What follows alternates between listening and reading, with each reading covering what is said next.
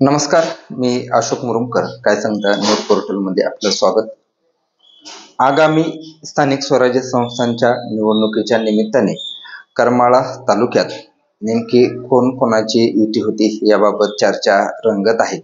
बागल आणि शिंदे एकत्र येणार का? जगताप आणि पाटील हे तर पूर्वीपासून एकत्र आहेत आणि ते देखील या निवडणुकीत एकत्र राहतील याबाबत कोणतीही शंका नाही.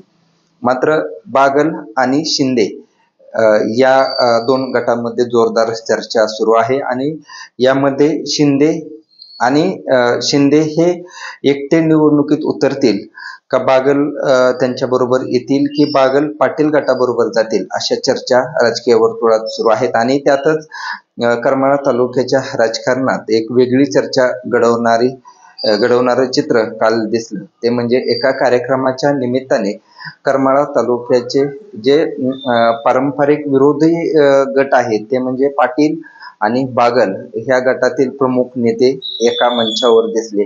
त्यामुळे वेगवेगळ्या चर्चा सुरू आहेत. एका कार्यक्रमाच्या निमित्ताने आमदार नारायण आबा पाटील आणि बागल गटाचे नेते दिग्विजय बागल हे एका मंचावर दिसले. एका स्टेजवरती असताना यावेळी जे करमाळा तालुक्याच्या राजकारणात जे महत्वाची भूमिका बजावतात, ज्यांची किंग मेकर म्हणून ओळख आहे, ते म्हणजे विद्या विकास मंडळाचे सचिव विलासराव भुमरे सर देखील या कार्यक्रमाला उपस्थित होते.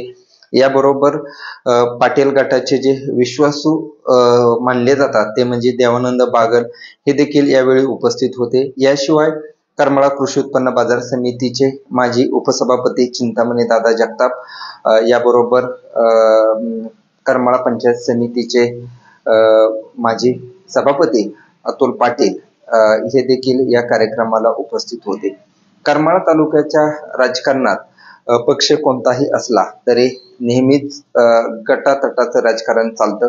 कोणता गट कोणाबरोबर जाईल ह्या भूमिका काय महत्वाच्या राहिलेल्या आहेत. आदिनाथ सहकारी साखर कारखान्याच्या निवडणुकीत आपण पाहिलं की जगताप गट हा तटस्थ होता. पाटील आणि शिंदे यांच्यात प्रमुख लढत झाली. त्यावेळी बागल हे शिंदे यांना पाठिंबा देतील अशी चर्चा होती. मात्र ऐनवेळी अगदी शेवटच्या क्षणी पाटील गटाला जी सोयीची असेल अशी भूमिका बागल गटाने घेतली. त्याचा परिणाम आपण निवडणुकीत पाहिला. पाटील हे विजयी झाले आणि शिंदे यांचा या निवडणुकीत पराभव झाला. साधारणतः वर्षभरापूर्वी जी विधानसभा निवडणूक झाली त्या निवडणुकीत जगताप यांनी पाटील यांना पाठिंबा दिलेला होता.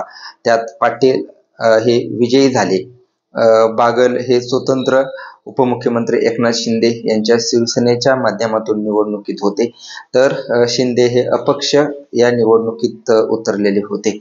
ही सर्व चित्र असतानाच पाटील आणि बागल गटाचे नेते एका मंचावरती दिसले.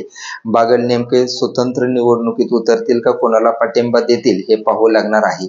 मात्र त्यांचे जे एका कार्यक्रमाच्या निमित्ताने ते एकत्र आले यामुळे मात्र करमाळा तालुक्याच्या राजकारणात वेगवेगळ्या चर्चा रंगू लागलेल्या आहेत. करमाळा नगरपालिका निवडणूक असेल किंवा जिल्हा परिषदेच्या 6 जागा व पंचायत समितीच्या 12 गणातील निवडणूक ही महत्वाची निवडणूक मानली जाते. आणि या निवडणुकीत जर पाटील गट स्वतंत्र लढला तरीही पाटील गटाची ताकद येथे मोठी आहे. जगताप हे तर त्यांच्या बरोबर ते आहेत. सध्या त्या उपमुख्यमंत्री एकनाथ शिंदे यांच्या शिवसेनेत असले तरी देखील ते या निवडणुकीत काय भूमिका घेतील हे पाहावं लागणार आहे. शिंदे समर्थक सतत असं म्हणत आलेले आहेत की महायुती म्हणून आम्ही या निवडणुकीत लढणार आहोत. मात्र महायुती जर म्हटलं तर दिग्विजय बागल हे उपमुख्यमंत्री शिंदे यांच्या शिवसेनेत आहेत, तर रश्मीदीदी बागल या भाजपमध्ये आहेत. शिंदे हे कायम उपमुख्यमंत्री अजितदादा पवार यांना नेते मानत आलेले आहेत. त्यामुळे यांच्या भूमिका कायम महत्वाच्या राहणार आहेत. ते काय निर्णय घेतील हे पाहावं लागणार आहे. मात्र सद्यस्थितीत जे बागल आणि पाटील एकत्र आले यावरून चर्चा रंगत आहेत. याबाबत बागल गटाचे काय नेमकी भूमिका आहे हे तर पाहावं लागणारच आहे. मात्र पाटील गटाचे जे विश्वासू आहेत ते म्हणजे देवानंद बागल यांच्याशी आमची जेव्हा चर्चा झाली त्यावेळेस त्यांनी हा कार्यक्रम राजकीय नव्हता, या ठिकाणी कोणतीही राजकीय चर्चा झाली नाही असं सांगितलेलं आहे. मात्र हा जो कार्यक्रम होता त्या कार्यक्रमात माजी आमदार जयवंतरावजी जगताप व माजी आमदार संजय मामा शिंदे यांचं देखील या कार्यक्रम पत्रिकेत नाव होतं. शिंदे हे कार्यक्रमाला आले नाहीत आणि जगताप हे देखील या कार्यक्रमाला आले नाहीत असं सांगितलं जात आहे. त्यामुळे ह्या चर्चा रंगू लागलेल्या आहेत. येणाऱ्या काळात याचा काय परिणाम होतोय का हे पाहावं लागणार आहे. तुम्हाला या दोघांच्या भेटीबाबत तुम्हाला नेमकं काय वाटतंय आम्हाला कमेंट बॉक्समध्ये सांगा. धन्यवाद.